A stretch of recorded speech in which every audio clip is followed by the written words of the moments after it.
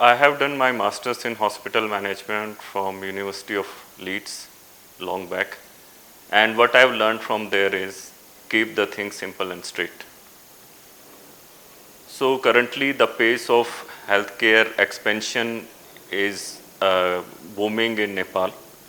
If you see in last few years there have been lot of hospitals which have come up, and every day new technology is being introduced in healthcare. So there is a lot of scope for healthcare management students which is going in coming time.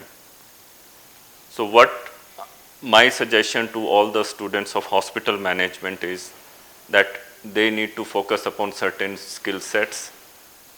So first one is the communication. So they need to understand that communication is the key for success in management. Communication with their partners in healthcare, communication with the patients, and communication with the external stakeholders. Then what they need to focus upon is working upon different management frameworks. They need to learn new frameworks which are evolving over the period of time, because things which are working now are going to obsolete in coming times, because the space have increased with the introduction of AI. The space have drastically increased. What working today may or may not work tomorrow. So they need to be updated on AI.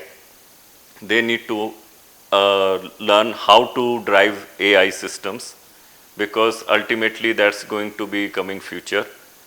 And most important is keeping the center or keeping the patient in center in whatever they do. So all their decisions should be patient centric, because that's ultimately what's going to take them forward. System and processes is what governs a hospital. And if a person sitting at leadership position or at hospital manager, if they are not able to understand these processes and the system, then it becomes problematic. Problematic in a way that there may be delays in the processes, patient may have to wait for long, then there may be a loss of revenue in the hospitals because of the decision which has been taken. So ultimately what a leader need to focus upon is a good decision making which involves the people, because the more people you involve, the better it is. And a symptom or a sign of a weak leadership is that they will not involve people. So my suggestion is that all the leaders in healthcare should involve more and more people in the decision making, because it's called critical evaluation, where you involve multiple people in the decision making. I'll give you a simple example. Like 5 or 6 blind men were going, and suddenly they collided with one elephant. They were not knowing what it is. So now when they start evaluating it, one went to the trunk, one went to the foot, one went to the tail, and they start describing that this is wall, this is a pipe, and this is a brush. So ultimately, when all of them combined their observation together, then they could make out it's an elephant. Likewise, in management also, one may or may not have a clear view of the things. So when you involve people, you will get different dimension of that particular issue to understand it better. And once you understand from different perspective, then it becomes easy for decision making. And in my experience, these decisions are effective, and they makes a big impact. As per Institute of Medicine report, 1 in every 10 patient get some form of unintentional harm during their stay in hospital. Unintentional because no doctor or nurse want to harm their patient. It's the other extrinsic factor which leads them to cause that harm to the patient. At Nepal Medicity, we have implemented all the system and processes which prevent the harm to the patients, right? So I'll cover it in the next section, where coming section, but in this question, if I tell you that people, the hospital management student should focus upon communication, patient safety, healthcare quality, because that is going to teach you the overall 360-degree about healthcare. At Nepal Medicity, all our decisions are based upon patients. We keep the patient in center of whatever we do. Starting from our housekeeping to the top management, it is made very clear that patient outcome should be main focus, patient experience should be main focus, and each and every patient who is coming to Nepal Medicity should go out happily and healthy. So in that one, what initiative we have taken is, we are taking regular training for our staff members. We are taking regular audits. So we are the first hospital in Nepal which is having a dedicated quality and patient safety department, the role of which is to audit different processes and system in the organization to evaluate people whether they are complying to system and processes or not. We evaluate it on a monthly, weekly basis, and then accordingly we take corrective and preventive action. So there are a lot of changes which have been introduced since I have taken over. So first and foremost is enhancement of communication at each and every level in the organization. Then setting up accountability and responsibility at different level. We had also invested a lot into new technology, and currently we are working upon bringing in robotic system as well as new HIMS, which is AI integrated, so which is going to help the patients, even the staff, a lot. If you ask me the current challenges, things are a bit challenging in Nepal as compared to if you ask the neighboring countries like India. So I have worked with multiple hospitals in India, now working in Nepal, so I can give you a clear contrast between the two. Things which are easily available in Indian hospitals, we have certain times it's become challenging to get those things here in Nepal. Then the availability of different new technology.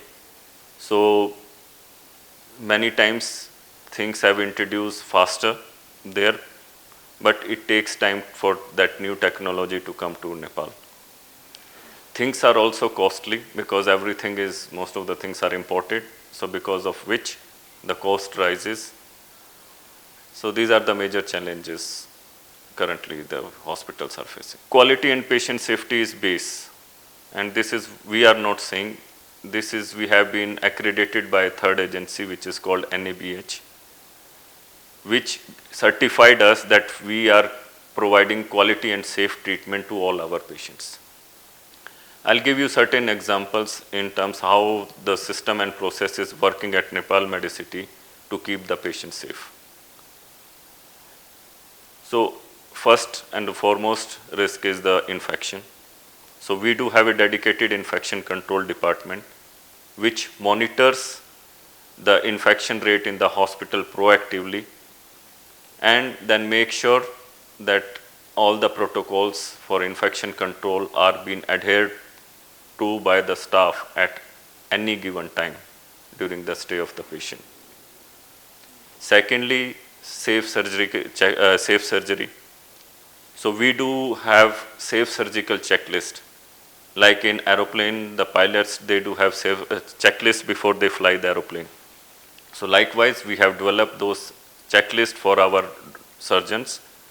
So before surgery, so the surgeons and the whole team will go through that checklist, and then make sure that human errors are minimized. Next comes the medication safety. So in medication safety, if we see globally, majority of the harms are being caused by look-alike medicines which look similar to each other or the name of which are similar to each other. So we have color-coded them, we have kept them separately. Likewise, there are high-risk medicines. So those medicines which given by wrong dose or wrong route can harm patients substantially. So we have identified those medicines, stored them separately, labeled them in red, and we had made a protocol that these medicines needs to be given by 2 nursing staff only. As our vision says, for a healthy and prosperous nation.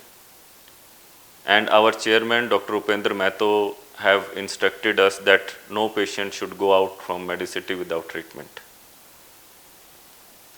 So in that line, what we are doing certain times, if patient is not able to afford, we are going to take care of that patient. Secondly, what we are doing is we are conducting lot of rural health checkup camps. Those are free of cost. We are not charging them. And to make treatment affordable to masses, we are working upon new policies which will be very beneficial for public, general public. So we are among the first hospital in Nepal who have introduced the technology of telemedicine. So since day one, we do have in our system the telemedicine facility, and we have been doing it regularly. And NRNs and Nepalis settled abroad, they are taking this facility a lot. We are regularly getting telemedicine consultation for the people who are settled abroad, specifically Nepali, those who wants a second opinion. And secondly, in terms of technology, we are bringing in new advanced technology which are available for healthcare to make the treatment more efficient. And likewise, we are in process of getting a robot. So that will be introducing shortly. So shortly you will be seeing the services for robotic surgery at Nepal Medicine. Nepal is having a lot of huge potential in terms of becoming a big medical hub. Because if you see, thousands of doctors and nurses from Nepal are working abroad in different countries. And the level of care which Nepali nurse provide, I think no one can compete that.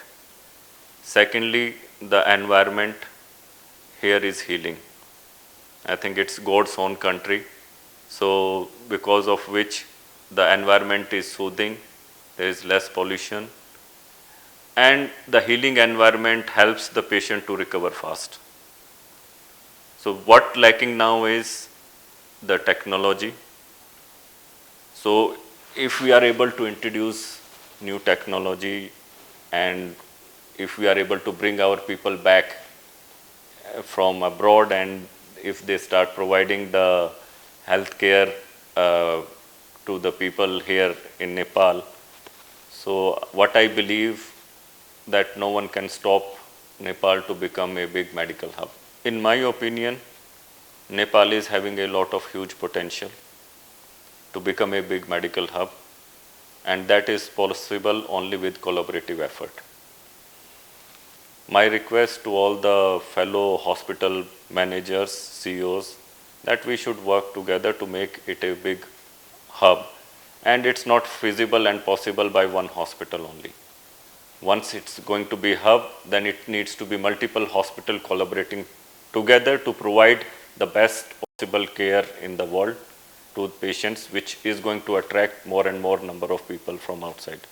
Currently, if we see, the people are from Nepal, they are traveling to mostly to India to get the treatment done, and different other countries.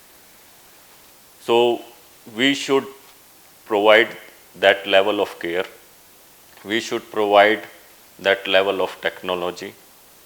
We should provide that level of empathy so that people don't have to travel abroad. Once we are able to retain our people here in Nepal, The second thing is to get the people from abroad to come here and get the treatment done. Anyhow, that scenario we have started, but there is a long way to go. So in that context, my suggestion to all fellow hospital managers and CEOs is that let us sit, let us collaborate, let us work together for efficient, safe and quality healthcare in Nepal. And that's very much possible, feasible, and we can achieve it together.